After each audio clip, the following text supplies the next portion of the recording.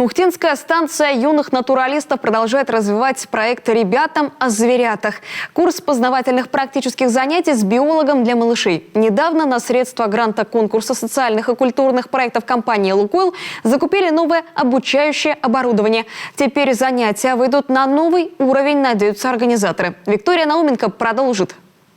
Новые микроскопы, лупы, бинокли, ноутбуки, проекторы, оборудование и техника, приобретенные при поддержке нефтяников, могут сделать науку интересной для малышей. А в их обучении самое главное – удержать внимание. Детям важно рассматривать, трогать, говорит биолог Анна Канда. Они любят, в общем-то, непосредственно то, что можно подержать в руках, то, что можно пощупать, чем можно немножко поиграть. Вообще наука должна быть интересной, привлекательной. И вот маленьких детей привлекает как раз вот то, что осязаемо, ощущаемо.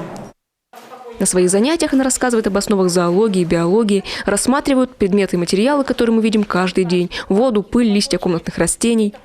Иди смотри, Лев, вот в это, вот в это. А здесь можно. Видишь? Видишь?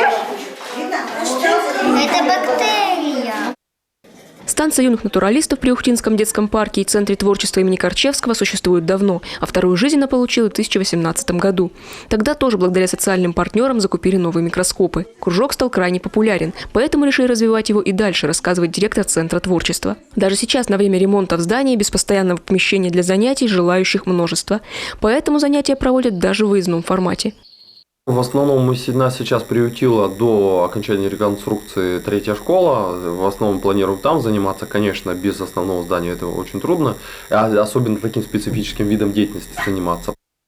С открытием Центра творчества после реконструкции в августе все оборудование разместят там, в отдельном помещении. И тогда, надеются организаторы, проект приобретет поистине грандиозные масштабы. Все желающие смогут изучать биологию, зоологию на более серьезном научном уровне.